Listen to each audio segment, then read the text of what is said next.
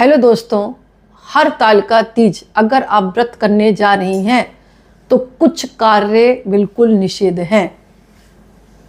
अगर भूल से भी आपने वो कार्य किए तो पूजा का पूर्ण फल प्राप्त नहीं होगा। मानना ऐसा है जैसे कि इस व्रत में अन्न और जल का सेवन ना करें। विधान तो यही है, निर्जल उपवास। लेकिन अब वही बात है, जो पहले से रखते आए उनकी अलग बात है, उनको रखना ही पड़ेगा। और जो पहली बार शुरू कर रहे हैं, मैंने कहा कुछ ना कुछ वो खा पी जरूर ले, नहीं तो आने वाले भविष्य में अगर वो व्रत रखेंगी और कभी तबीयत खराब हुई तो फिर दिक्कत आएगी। इसीलिए कहा जाता है अगर पहली बार आप व्रत रख रही हैं तो कुछ खा पी ले, झूठ ना बोलें। अब व्रत तो रख लिया आपने, छोटी छोटी बातों में घर में झूठ बोल रहे हैं, क्या ही मतलब है? मतलब झूठ नहीं बोलना है, व्रत का फल प्राप्त नहीं होता। घर में कलह और कलेश ना करें, क्योंकि आप पानी भी नहीं पिएंगी, चाय भी नहीं पिएंगी, गुस्सा आ सकता है, घर का काम पूरा है। तो घर के किसी सदस्य से लड़े नहीं, शांति बना कर रखें। जितना काम हो जाए शांति से चुपचाप कर लें।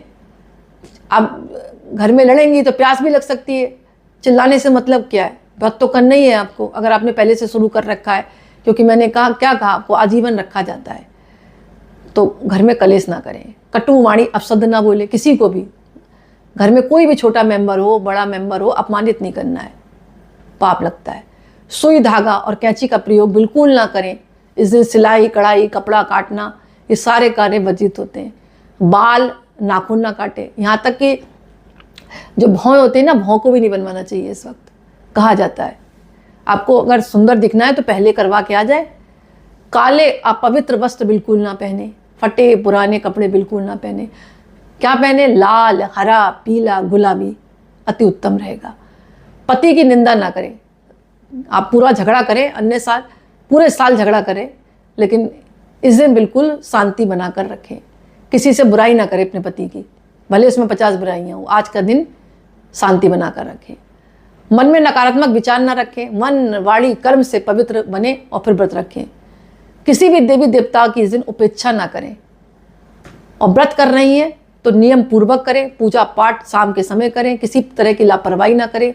व्रत कथा जरूर सुने और पूजा अधूरी ना छोड़ें। जैसे आप पूजा कर रहे हैं, कोई आ गया, गेट खटखटा रहा है, तो आपको उठना नहीं है, नहीं तो आपकी पूजा का फल वह व्यक्ति ले जाएगा जो आपका दरवाजा खटखटा रहा है।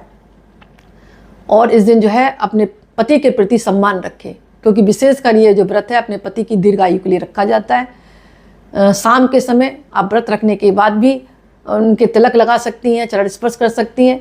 और नहीं, अगर आपके घर ये नहीं होती प्रक्रिया, तो अगले दिन जब पारण करती हैं तो उस दिन भी पारण जब ही करें जब आप उनके चरण स्पर्श कर लें। इतना तो कर सकती हैं ना। और व्रत अपना आप खोल लें, हो सके तो उनके हाथों से ही कुछ खा लें, इससे भी व्रत का पारण होता है।